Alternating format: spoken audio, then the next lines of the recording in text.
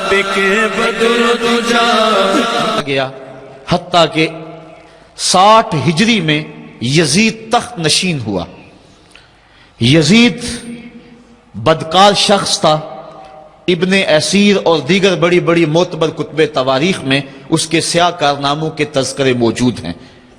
وہ زانی تھا، شرابی تھا، مسلمانوں کا قاتل تھا۔ بنت عنب کے ساتھ شہر مکہ اور شہر محبوب مدینہ تو رسول میں جو اس کی بدمعاشیاں ہیں ان سے کون بے خبر ہے۔ اس نے شہر مکہ میں بیٹھ کے شراب پی، اور حضرت امام حسین رضی اللہ تعالی عنہ جب گزرے تو اس نے ایک جام بڑھاتے ہوئے نواسہ رسول کے آگے پیش کرتے ہوئے کہا کہ اس کو پی لو، کہ قرآن نے یہ نہیں کہا کہ شرابیوں کے لیے خرابی ہے، بلکہ قرآن نے تو کہا نمازیوں کے لیے خرابی ہے، لہٰذا یہ شراب کا جام لے لیجئے اور اس کو نوش کر لیجئے۔ حضرت امام حسین اللہ یاس باللہ کہتے ہوئے آگے گزر گئے۔ انہوں نے یزید کن کرتوتوں کو اپنی آنکھوں کے سامنے دیکھا تھا، اور اس کے سیاہ کارنامے حضرت عبداللہ فرماتے ہیں کہ ہم نے اس وقت اس پہ خروج کیا جب ہمیں یقین ہو گیا کہ اس کی کرتوتوں کی وجہ سے آسمان سے کہیں پتھر نہ برسنے لگ جائیں۔ صرف واقعہ کربلا ہی نہیں، اس نے مدینہ تو رسول کے اندر 700 صحابہ کو شہید کیا، 10,000 تابعین کو قتل کیا، اور 300 نوجوان خواتین کی آبرو ریزی کروائی۔ اور مکہ المکرمہ میں یزید نے کعبۃ اللہ پہ سنگ باری کی۔ یہ تاریخ کے حوالے ہیں جو آپ کے سامنے رکھ رہا ہوں۔ حتیٰ کہ پورا مطاف پتھروں سے بھر گیا، کعبے کا غلاف جل اٹھا۔ حضرت اسماعیل علیہ السلام کے عوض میں جو دمبا آیا تھا اس کے سینگ کعبۃ اللہ کی چھت پہ رکھے گئے تھے، وہ سینگ بھی جل گئے۔ اسی لیے ان ایام کو ایام حرہ کہا جاتا ہے۔ تاریخ کے اندر 3 دن تک مسجد نبوی میں نہ اذان ہوئی نہ اقامت ہوئی، اور مسجد نبوی کے اندر یزید کی فوجوں کے گھوڑے بندھے رہے۔ منبر رسول کی حرمت پامال کر دی گئی۔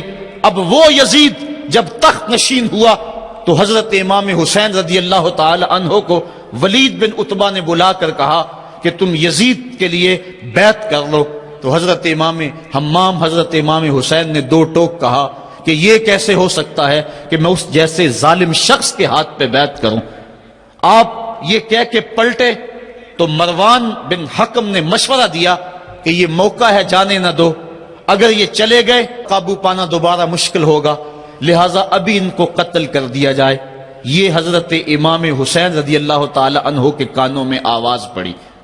روایات میں آتا ہے کہ آپ نے انہی قدموں کے بل پیچھے پلٹ کے نیام سے تلوار باہر نکالی اور ہوا میں لہرانی شروع کر دی۔ محمدی کے چھار سے حیدری شیر نکل آیا۔ کہا ولید بن عقبہ تو ہمیں نہیں جانتا ہم کون ہیں؟ آنا حسین ابن علی ابن ابی طالب، میں حسین ہوں، علی کا بیٹا ہوں، اور علی ابو طالب کا بیٹا ہے۔ ہمارے گھر میں قرآن اترتا رہا ہے، فرشتے ہمارے گھر میں آتے رہے ہیں۔ وَيَزِيدُ ابن المعاویہ فاسق فاجر قاتل النفس مولن بالفسق شارب الخمر، اور یزید فاسق ہے، فاجر ہے، مسلمانوں کا قاتل ہے اور شراب پیتا ہے، اس لیے حسین ڈنکے کی چوٹ پہ یزید کی بیعت سے انکار کرتا ہے۔ حضرت امام حمام امام حسین رضی اللہ تعالی عنہ نے انکار بیعت کی وجہ بیان کر دی۔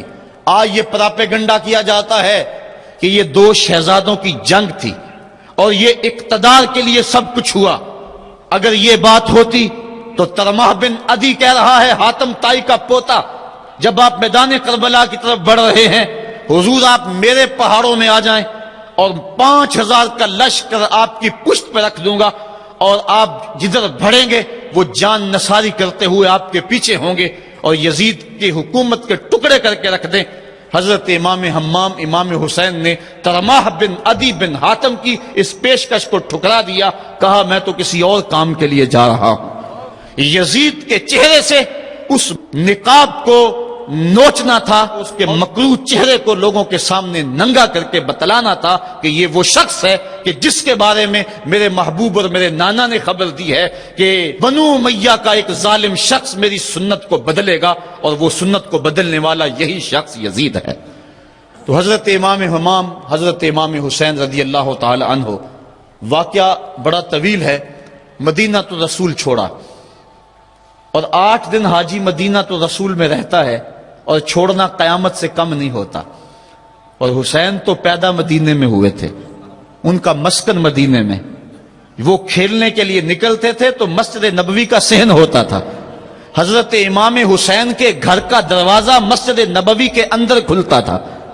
وہ حسین جو مسجد نبوی میں کھیلتا رہا، حضور کے کندھوں پہ سواری کرتا رہا، اور حضور ان کو پکڑ کے اپنے پاؤں پہ اور اپنی رانوں پہ اور اپنے پیٹ پہ اور اپنے سینے پہ بٹھاتے رہے، جن کے لیے حضور خطبہ چھوڑتے رہے، سجدوں کو طول دیتے رہے، وہ حسین ابن علی آج اس شہر مدینہ کی بہاروں کو چھوڑ رہے ہیں۔ حضور کی بارگاہ میں آخری سلام کہہ کے اپنی والدہ ماجدہ کے حضور سلام کہنے کے بعد حضرت امام حمام مدینہ تو رسول سے مکہ المکرمہ گئے۔ وہاں پہنچ کے آپ نے ماہ شعبان، ماہ رمضان، ماہ شوال اور ماہ ذیقعد اور ذی الحج کے کچھ دن گزارے۔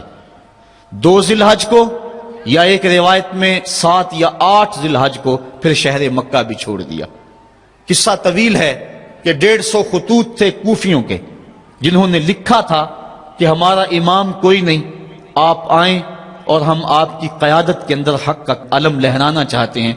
صحابہ نے ان کی بے وفائی اور بے مروتی کا تذکرہ کیا تو حضرت امام حمام نے فرمایا میں جانتا ہوں ان کے رویوں کو، لیکن اب انہوں نے چونکہ مجھے خط لکھے ہیں، اور اگر میں نہ گیا تو وہ قیامت کے دن کہیں گے کہ مالک ہم نے تو تیرے رسول کے نواسے کو بلایا تھا، وہ ہماری مدد کے لیے نہیں پہنچا۔ فرمایا اگر میں جاتا ہوں اور کلمہ حق بلند ہو جاتا ہے تو پھر بھی درست، اور اگر وہ بے وفائی کرتے ہیں اور اس رستے میں مجھے جان دینا پڑتی ہے تو پھر بھی کوئی بات نہیں، پھر بھی میں مراد کو پہنچا ہوا اپنے آپ کو پاؤں گا۔ آپ مکہ المکرمہ سے کوفہ کی سمت روانہ ہوئے۔ رستے میں حضرت مسلم بن عقیل کی شہادت کی خبر ملی، لیکن پھر بھی آگے بڑھتے چلے گئے۔ کوفہ سے 2 منزل دور حر بن یزید ریاحی 1000 کے لشکر کے ساتھ مزاحم ہوا اور آپ کو روک کر میدان کربلا میں لے گیا۔ آپ نے کہا کہ میں یزید کی بیعت کسی صورت میں نہیں کروں گا، جس سے صرف حق ہی قبول ہو، یہی جس کا اصل اصول ہو، جو نہ جھک سکے جو نہ بک سکے، اسے کربلائیں ہی راس ہیں۔ حضرت امام حسین امام حمام کربلا کے تپتے ہوئے ریگزار کے اندر 2 محرم کو پہنچے، اور 9 محرم تک آپ مختلف انداز سے مفاہمت کی بات اس انداز سے کرتے رہے کہ میں بیعت نہیں کروں گا، لیکن کچھ تو خون سے بھی بچنا چاہتا ہوں۔ لیکن ان کا ایک ہی مطالبہ تھا کہ ہر صورت میں بیعت کرنا ہوگی، اس کے علاوہ کوئی صورت نہیں ہے۔ ان کا یہ مطالبہ تھا، ان کی بات یہ تھی کہ بیعت تو میں کسی صورت نہیں کر سکتا، چونکہ انکار بیعت کی جو وجہ آپ نے وہاں بیان کی وہ وجہ بہر صورت موجود تھی، اس لیے کہا کہ کسی صورت میں میں یزید کے ہاتھ پہ بیعت نہیں کر سکتا۔ خیر وقت گزرتا گیا، پھر 9 کو یہ بات طے ہو گئی کہ لڑنے کے لیے تیار ہو جاؤ اگر تم نے بیعت نہیں کرنی۔ بیعت کرنے کی صورت میں مراعات سے نوازا جا رہا تھا، بڑے سے بڑا شہنشاہ بھی ہوتا اس کے پاؤں میں بھی لغزش آ جاتی، لیکن حضرت امام حسین رضی اللہ تعالیٰ عنہ نے فرمایا کہ یہ تخت و تاج کیا چیز ہیں، جن کی مسند محبوب کی گلی میں لگی ہو وہ تخت سکندری پہ کبھی تھوکا بھی نہیں کرتے۔ مجھے ان تخت و تاج کی پرواہ نہیں، میں تو کلمت الحق کے اعلیٰ کے لیے میدان عمل میں آیا ہوں۔ آپ نے مقام بیضا پہ خطبہ دیتے ہوئے کہا تھا کہ لوگوں میں جانتا ہوں کہ میرے ساتھ کیا ہونے والا ہے، لیکن اس کے باوجود میں میدان میں اس لیے جا رہا ہوں وَلَكُمْ فِيَّ أُسْوَةٌ کہ میری زندگی تمہارے لیے ایک نمونہ بن جائے۔ آپ نے اپنی زندگی کو قیامت تک آنے والی نسلوں کے لیے ایک نمونہ قرار دیا، اور میں نے پچھلے اجتماع کے موقع پہ کہا تھا، جو احباب پچھلے اجتماع پہ موجود تھے انہیں وہ جملے یاد ہوں گے کہ قیامت تک جبر کے خلاف جتنی بھی تحریکیں اٹھیں گی سب کا قائد حسین ابن علی ہوگا۔ انسان کی عقل اور منطق اس کو یہ دلیلیں دیتی ہے کہ تم جبر کے خلاف اگر میدان میں آئے تو کٹ جاؤ گے، ٹکڑے کر دیے جائیں گے۔ جبر سے مفاہمت کر لو، لیکن عشق سکھاتا ہے مفاہمت نہ سکھا، جبر ناروا سے مجھے، میں سر بکف ہوں، لڑا دے کسی بلا سے مجھے۔ تو عشق انسان کو لڑنے کا سلیقہ دیتا ہے، محبت باطل سے ٹکرانے کا درس دیتی ہے۔ کہا میں اس کے باوجود میدان عمل میں جا رہا ہوں اس لیے کہ میری زندگی تمہارے لیے نمونہ بن جائے اور قیامت تک لوگ میری زندگی سے راہیں تلاش کرتے کرتے میری زندگی کو نمونہ بناتے بناتے جبر کے مقابلے میں کھڑے ہو جائیں اور سرخروئی اور کامیابی حاصل پائیں۔ تا قیامت قطع استبداد کرد، موج خون او چمن ایجاد کرد۔ اللہ اللہ بائے بسم اللہ پدر، مانائے ذبح عظیم آیت بسر۔ سرخ رو عشق غیور از خون او، شوخی این مصرع از مضمون او۔ عشق غیور کے چہرے پہ جو سرخی دوڑ رہی ہے یہ حسین ابن علی کے خون کا صدقہ ہے۔ ان کے خون نے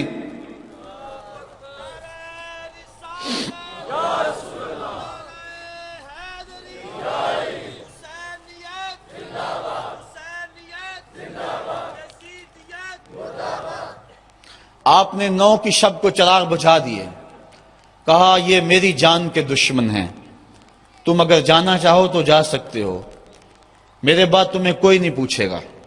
لیکن جانثاروں نے کہا یہ کیسے ہو سکتا ہے کہ آپ کا ساتھ چھوڑ کے چلے جائیں۔ پھر عاشورے کی وہ رات جو درد و اندوہ سے بری ہوئی رات تھی، ساری رات عبادت میں گزاری۔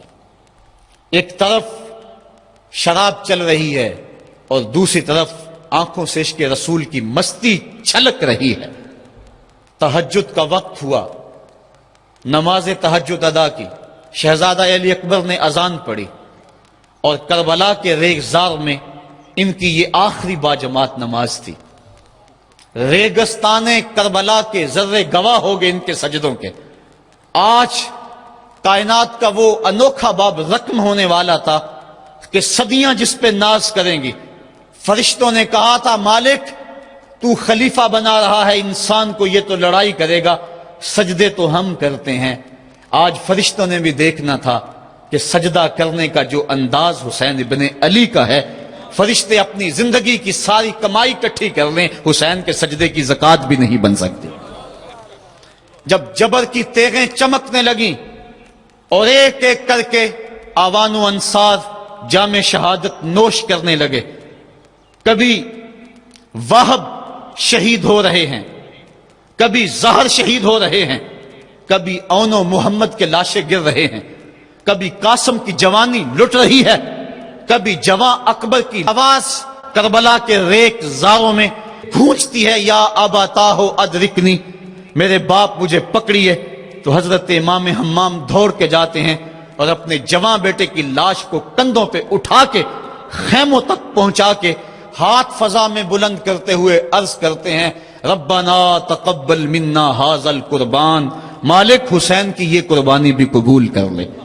معصوم علی اصغر کو ہاتھوں میں لے کر جب سوئے فرات بڑھے اور 2 شاخہ تیر ان کے حلق میں پیوست ہوا، چلو میں خون لے کر آسمان کی طرف اچھال کے کہتے تھے مالک میری یہ کمائی تھی، یہ بھی تیرے راہ میں قربان کرتا ہوں، حسین کی یہ ننھی قربانی بھی قبول کر لے۔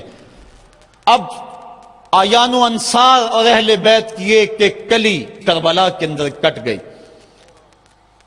فاطمہ کا سارا چمن اجڑ گیا، مصطفیٰ کی آل میدان کربلا کے اندر کٹ گئی۔ اب امام حمام ہاتھ میں تلوار لیے میدان عمل میں آئے اور آپ نے جو آخری خطبہ دیا تاریخ کے اوراق میں موجود ہے، لوگوں میرا حسب و نسب پہچانو میں کون ہوں، میں کون ہوں، مجھے پہچانو، جلدی نہ کرو، ناحق خون اپنے ذمے نہ لو، میں وہ ہوں جو رسول کریم کے کاندھوں پہ کھیلتا رہا ہوں اور مجھے حضور نے لوریاں دے دے کے پالا ہے، میں حضور کی زبان چوسا کرتا ہوں۔ اس وقت دنیا پر کسی نبی کی بیٹی کا بیٹا موجود نہیں، میرا حق پہنچانو۔ لیکن اشقیاء کے آنکھوں کے آگے اندھیرا تھا۔ عمر بن سعد جو رے کی حکومت کے لالچ میں سب کچھ کرنے کے لیے تیار تھا، وہ حضرت سعد بن ابی وقاص کا بیٹا ہے، اور یہ وہ صحابی ہے جن کے لیے حضور کہتے تھے فدا کا امی و ابی، اے سعد میرے ماں باپ تیرے اوپر قربان ہوں۔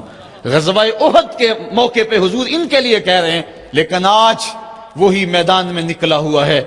حضرت امام حمام امام حسین رضی اللہ تعالیٰ عنہ پھر میدان عمل میں آئے، اور پھر دشمنان اہل بیت کے ساتھ جس جرت اور پامردی کے ساتھ آپ نے لڑائی کی، اور آپ کی تیغ براں جس طرح ان کے سر کاٹتی اور ان کا خون چاٹتی رہی، تاریخ کے اوراق میں وہ روشن باب موجود ہیں۔ آواز آ رہی تھی، یہ کون ذی وقار ہے، یہ کون شاہ سوار ہے، لباس ہے پھٹا ہوا، چھدا ہوا، کٹا ہوا، لخت لخت کٹا ہوا، پھر بھی ہے ڈٹا ہوا، یہ بال یقین حسین ہے، یہ نبی کا نور عین ہے۔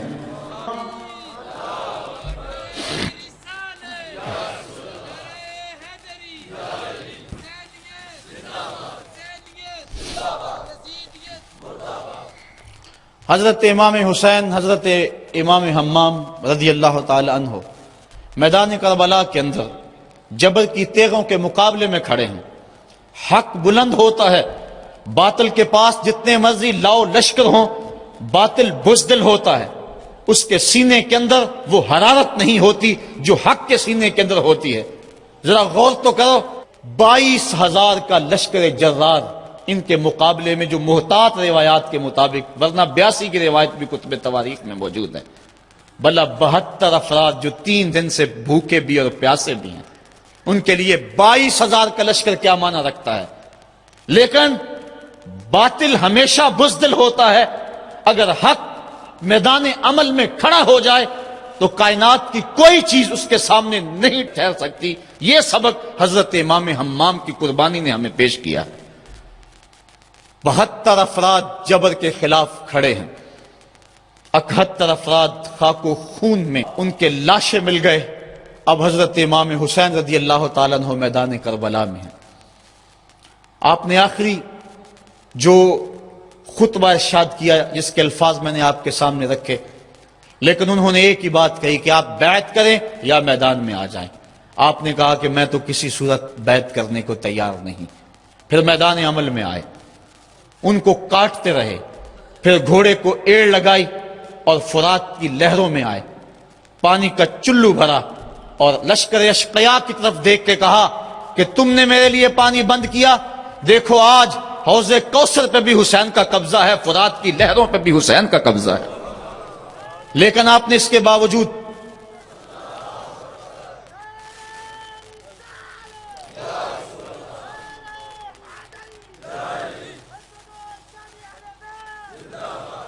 حضرت امام حمام حضرت امام حسین رضی اللہ تعالیٰ عنہ نے پانی پیا نہیں۔ ان کو سکینہ کی پیاس یاد آ گئی ہوگی، جس طرح حضرت علی اصغر پیاس سے شہید ہوئے، وہ منظر یاد آ گیا ہوگا۔ اور دوسری بات یہ تھی، یہ امتحان تھا، اس لیے حضرت امام حمام نے پانی نہیں پیا، لیکن ان کو بتلانا مقصود تھا کہ اگر میں چاہوں تو یہ پانی پہ قبضہ کر سکتا ہوں، اور پھر یہ ساقی حوض کوثر کے نواسے ہیں، اگر یہ اشارہ کرتے تو کوثر کی نہریں چھلک کے کربلا کے میدان میں آ جاتی۔ لیکن امتحان دینا مقصود ہے۔ مصطفیٰ کریم کے ہاتھ بھی اٹھے ہوئے ہیں، اللہم آت الحسین صبرا و اجرا، اے اللہ میرے بیٹے حسین کو صبر بھی بخش دے، اجر بھی بخش دے۔ حضرت امام حمام رضی اللہ تعالیٰ عنہ جبر کے مقابلے میں ڈٹے ہوئے ہیں، آپ کی تیغ براں ان کا خون چاٹتی رہی، پھر انہوں نے یک بارگی آپ کے اوپر حملہ کر دیا۔ حضرت امام حمام نے اس حالت کے اندر بھی اپنی زبان کو روکا اور زبان سے ہائے تک نہیں کی۔ آج شہادت حسین کو تماشا بنا کے رکھ دیا گیا ہے، اس انداز کے اندر اس شہادت کو بیان کیا جاتا ہے جس طرح وہ ترلے اور منتیں کر رہے تھے، پانی پانی کی صدائیں ان کے لبوں پہ تھی۔ نہیں، ایسا نہیں تھا، زخم پہ زخم کھا کے جی، خون جگر کے گھونٹ پی، آہ نہ کر لبوں کو سی، یہ عشق ہے دل لگی نہیں۔ جب محبت کا دم بھرا ہے تو سب کچھ کٹانا ہوگا اور کٹا کے بھی مسکرانا ہوگا۔ جو محبت کے دعویٰ رکھنے والے ہوتے ہیں ان کا امتحان ہوتا ہے، مشکل موقع پر ہی تو امتحان ہوتا ہے کہ اس موقع پہ یہ دامن صبر کو تھامتے ہیں یا نہیں تھامتے۔ اگر وہ ہائے ہائے کرتے رہے، وہ چیختے اور پکارتے رہے اور وہ پانی کے لیے ہاتھ اور جھولی پھیلاتے رہے، اور جو پانی کے لیے جھولیاں پھیلاتے تھے انہوں نے پھر بیعت کیوں نہ کر لی؟ ان کو اتنا کچھ دیا جاتا تھا، اس کو قبول کیوں نہ کیا؟ انہوں نے یزید کے تخت و تاج کو قبول نہ کیا، یزید سے پانی کیسے مانگتے؟ وہ تو خود حوض کوثر کے والی کے نواسے تھے، وہ اوروں سے پانی مانگتے پھرتے۔ پوری تاریخ پڑھو کربلا کی، آپ کو نہیں ملے گا کہ حضرت امام حسین کی زبان سے ہائے بھی نکلا ہو۔ آپ نے ہر مشکل موقع پہ صبر کے دامن کو تھاما ہے، اور ہر قربانی پیش کرنے کے بعد ہاتھ اٹھا کر یہی کہا، ربنا تقبل منا ھذا القربان، مالک حسین کی یہ قربانی بھی قبول کر لے۔ اس کا یہ مطلب نہیں کہ یہ دکھ کم تھے، اس کا مطلب یہ نہیں کہ مظلومیت نہیں تھی، وہ مصیبتیں تو اتنی تھی کہ پتھر کا کلیجہ بھی شک ہو جائے، کائنات کا کلیجہ چاک چاک ہو جائے، لیکن اس کے باوجود چونکہ ان کے صبر کا امتحان تھا، اور جب آپ کے اوپر پہم تیر برسنے لگے، محتاط روایات کے مطابق 33 زخم تلواروں کے آپ کے بدن پہ تھے، اور 34 گھاؤ نیزوں کے آپ کے جسم پہ تھے، بلکہ بہت سارے نیزوں کی انیاں ٹوٹ گئی تھی جسم میں۔ حضرت امام حسین رضی اللہ تعالیٰ عنہ کا جب پیراہن اتارا گیا اور اس کو جب دیکھا گیا تو 113 سوراخ اس میں تیروں کے تھے، اور گھوڑے کی زین سے جب فرش زمین پر گرے وہ تیر جسم میں اور پیوست ہو گئے۔ گھوڑے کی زین سے فرش زمین پر جب آنے لگے تو کافی عرصہ لگ گیا، چونکہ برچھیوں کی نوکوں پر آپ کتنی دیر تک معلّہ رہے۔ اس وقت گھوڑے کی زین سے فرش زمین پر آئے اور کربلا کی اس تپتی ہوئی ریت کے اوپر پیشانی رکھی، فوارے پھوٹ رہے تھے، کائنات دم بخود تھی، چرخے کہن کانپ رہا تھا۔ آج تک آسمان نے ایسا منظر نہیں دیکھا تھا، آج تک حوروں نے ایسا منظر نہیں دیکھا تھا، سورج بھی منہ چھپا رہا تھا عاشورے کے دن، یہ منظر اس سے بھی نہیں دیکھا جا رہا تھا۔ ریت کربلا کی کپ کپا رہی تھی، دشمنوں کے نرغے میں مصطفیٰ کا نواسا 3 دن کا پیاسا تیروں اور نیزوں کی برسات کے اندر اپنے پیشانی سجدے میں رکھ دی، اور آخری کلمات یہ تھے، اللہم رضن بقضائک وصبرن علی بلائک تسلیمن لامرک سبحان ربی العالی۔ مالک، جو دکھ آئے، اذیتیں آئیں، مصیبتیں پہنچی، امتحان آیا، حسین اس پہ راضی ہو گیا، تیرے امر کو تسلیم کر لیا، تیری رضا پہ راضی ہوا۔ سب کچھ قربان کرنے کے بعد مالک حسین تیری تقدیر پہ راضی ہے، مالک تو بھی بتا، تو بھی حسین پہ راضی ہوا ہے یا کہ نہیں ہوا ہے؟ تو حضرت امام حمام کا سر اس وقت تن انور سے جدا کر لیا گیا جب آپ سجدے کے اندر جھکے ہوئے تھے، سجدے میں سر جھکا ہوا تھا کہ دست قاتل نے جدا کر دیا۔ ایک شخص حرم کعبہ کے حج کے لیے آ رہا تھا، لبیک اللہم لبیک کی صدائیں اس کے لبوں پہ تھی کہ اس کی شہادت ہو گئی، وہ فوت ہو گیا۔ آقا کریم کو خبر دی گئی، حضور فرمایا کل جب قیامت کا دن ہوگا تو جب یہ اٹھے گا تو جس حالت میں فوت ہوا اس حالت میں اٹھے گا، اس کے لبوں پہ لبیک کی صدائیں ہوں گی۔ حسین ابن علی کا جب سر کٹا اور جب جسم سے تن انور سے ان کا سر انور جدا ہوا، اس وقت سر سجدے میں رکھا ہوا تھا۔ بندہ جس حال میں جاتا ہے قیامت کے دن اس طرح اٹھایا جاتا ہے۔ باقی لوگ قبروں میں اور انداز میں اٹھیں گے، حسین جب قبر سے اٹھے گا سر سجدے میں رکھا ہوا ہوگا۔ قیامت تک حسین نماز میں ہے، قیامت تک حسین نماز میں ہے، قیامت تک حسین سجدے میں ہے، قیامت تک حسین کا سر اللہ کے حضور جھکا ہوا ہے، اور وقت کے یزیدوں کو للکار رہا ہے، وقت کے یزیدوں تم اپنے اپنے دور میں پر پرزے نکالتے رہو گے، لیکن حسین کا سر اور حسین کے ماننے والوں کا سر کبھی بھی تمہارے سامنے نہیں جھکے گا۔ حسین کا سر کل بھی خدا کے سامنے خم تھا اور آج بھی خدا کے سامنے ہی سر خم ہے۔ تو حضرت امام حسین رضی اللہ تعالیٰ عنہ کا سر اس وقت کاٹا گیا، پھر نیزے کی نوک پہ ڈال کر اس کو بلند کر دیا گیا۔ لشکر یزید نے لوگوں کو اعلان کے لیے کہ دیکھو ہم نے سر انور کاٹ لیا۔ کسی نے کہا ذرا غور سے دیکھو، اس آقا کا سر کٹ کے بھی سر بلند ہے، یہ کٹا ہوا سر بھی سر بلند ہے، اور جب سر نیزے پہ چڑھایا گیا تو پیشانی کا رخ زمین کی طرف اور کٹی ہوئی گردن کا رخ آسمان کی طرف۔ تو کسی شاعر نے کہا باں کے سر نیزے پہ اور سوئے زمین ہے روح، یعنی سجدہ ثانی کی ہے آرزو۔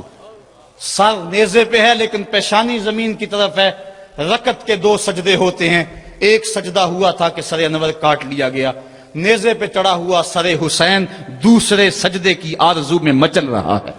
حسین دوسرے سجدے کی تمنا میں مچل رہا ہے، تو حضرت امام حسین نے ہمیں یہ درس دیا کہ تمہارا سر کٹ کے نیزے کی نوک پہ بھی چڑھ جائے لیکن یزیدیوں کی اطاعت تم نے کسی صورت بھی قبول نہیں کرنی۔ آج ایک تو طریقہ یہ ہے کہ ان کی زندگی، ان کے شب و روز اور ان کی قربانی اور ان کی مظلومیت کا تذکرہ کر کے آنسو بہا لیں اور ان سے محبت کا اظہار کر لیں، لیکن یہ روح حسین کو خراج پیش کرنا نہیں ہے۔ کیا حسین نے اتنی بڑی قربانی اس لیے دی کہ لوگ قیامت تک بس روتے رہیں، ان کی آنکھوں سے صرف آنسو بہتے رہیں؟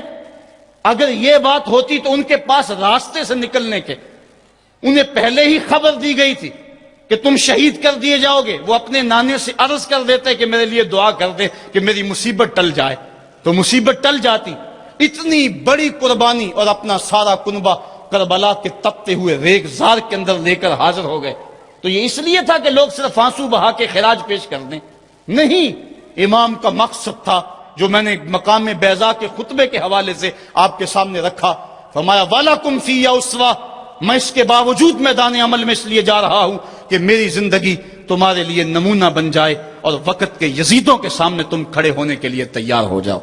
آج روح حسین پکار پکار کے کہہ رہی ہے کہ میرے ماننے والوں، وقت کے یزید دندناتے پھر رہے ہیں اور تم صرف آنسو بہا کے میری روح کو خراج پیش کرنا چاہتے ہو۔ میری روح یوں ہی خوش نہیں ہوگی، میں تو خوش تب ہوں گا جب تم کربلائیں سجاؤ گے، جب تم وقت کے یزیدوں کے سامنے کھڑے ہو کے میری للکار کو تازہ کرو گے تو پھر میری روح سرشار ہو جائے گی کہ اپنے نانے کی امت کو جو پیغام دے کر گیا ہوں وہ پیغام آج بھی زندہ ہے۔ کربلا کا مقصد یہی نہیں کہ ہم اس دن کو ایک یوم سیاہ بنا دیں اور چند لمحوں کے لیے چیخو پکار کر کے پھر وقت کے یزیدوں سے ساز باز کر لیں، نام حسین کا لیتے رہیں اور کام یزید کرتے رہیں۔ وہ کیا کسی نے کہا تھا کہ نوحہ خوانی سے فقط ممکن نہیں تیری نجات، اور بھی کچھ کہہ رہی ہے رزم گاہ کائنات، کر رہی ہے سرزمین کربلا شرح حیات، تک رہی ہے چشم حسرت سے تجھے نہر فرات، راہ حق میں اب جنون سرفروشی عام کر، اس طرح روشن حسین ابن علی کا نام کر۔ حسین ابن علی کا نام اگر تم نے لیا ہے، حسین کا نام لینا اس بات کی دلیل ہے کہ بندہ جبر کے مقابلے میں کھڑا ہے۔ حسینی تو تبھی کہلائے گا، لیکن اگر قافلہ یزید میں ہو اور نام حسین کا لیتا ہو، وہ تو فرزدق نے بھی کہا تھا حضرت میں کوفے سے پلٹ کر آیا ہوں، میں نے دیکھا ہے کہ کوفے والوں کی تلواریں یزید کے ساتھ ہیں، دل آپ کے ساتھ ہیں۔ اگر تلواریں یزید کے ساتھ ہوں اور دل حسین کے ساتھ ہو تو اس کو قبول نہیں کیا جائے گا۔ جب کوفے والے رونے لگے، جب یہ مقدس اور ملکوتی قافلہ کوفے کے بازاروں میں داخل ہوا اور وہ شہزادیاں جنہوں نے بازار بھی نہیں دیکھا تھا ان کو بازار سے جب گزارا گیا، وہ سیدہ زینب، لوگوں ایک بات کہتا ہوں، حضرت امام حسین نے کربلا فتح کیا اور سیدہ زینب نے دمشق فتح کیا۔ سیدہ زینب نے قیامت تک کی عورتوں کی لاج رکھ لی اور قیامت تک کے لیے درس دیا کہ اگر باطل کے سامنے حسین نہیں جھکا تو باطل کے سامنے زینب بھی نہیں جھکی۔ زینب کی عظمت کو بھی سلام، حسین ابن علی کی عظمت کو بھی سلام۔ تو جب کوفے میں داخل ہوئے اور وہ رو رہے تھے، ان کی آنکھوں میں آنسو تھے، تو حضرت امام زین العابدین نے کہا کہ اب تمہارا رونا کیا معنی رکھتا ہے؟ کیا تم نے خود ہمیں بلایا نہیں؟ تو یزید کے ساتھ اگر تلوار ہے تو پھر نام حسین لینا فائدہ مند نہیں ہوگا۔ حسین کے نام لینے والے وہی ہیں جن کا دل بھی حسین کے ساتھ ہے، جن کی تلوار بھی حسین کے ساتھ ہے۔ آئیے وقت کی کربلا میں پھر حسین کا کردار ادا کریں۔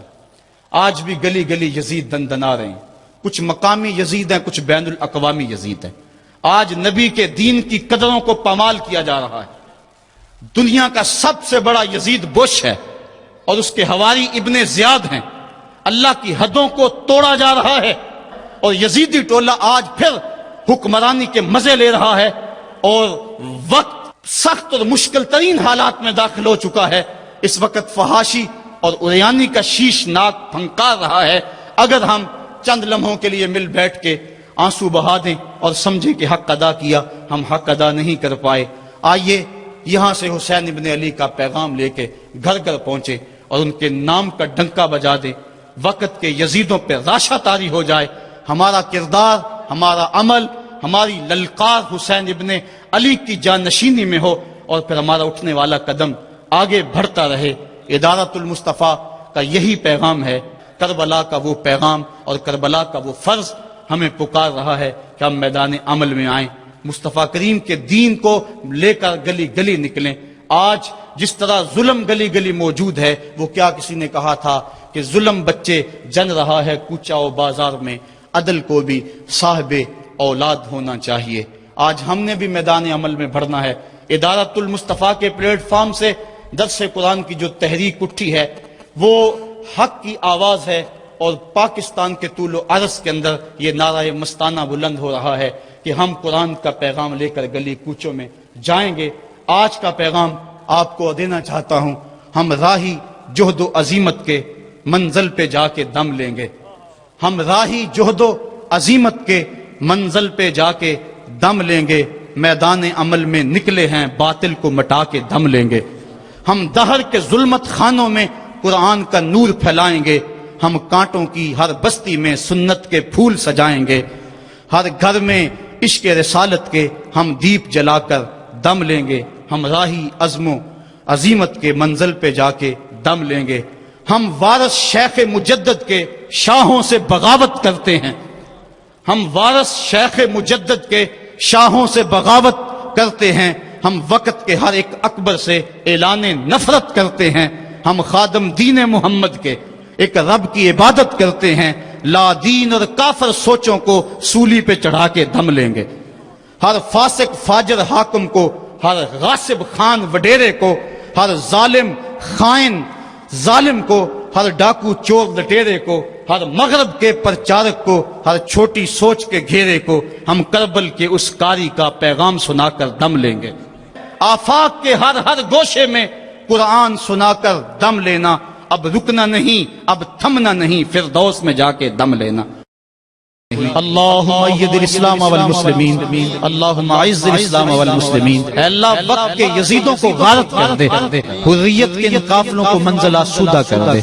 اے اللہ ہمیں عساکر اسلامیہ اور لشکر امام مہدی میں شمولیت کی توفیق عطا فرما، اور اگر ہماری قسمت میں یہ نہیں تو یہ سعادت ہماری اولادوں کے مقدر میں لکھ دے۔ ہماری نسلیں تیرے دین کی خدمت کریں، ہمارے بچے تیرے دین کی خدمت کریں، ہماری زندگی کا ایک لمحہ تیری راہوں میں بچھا رہے۔ ختم نبوت زندہ باد۔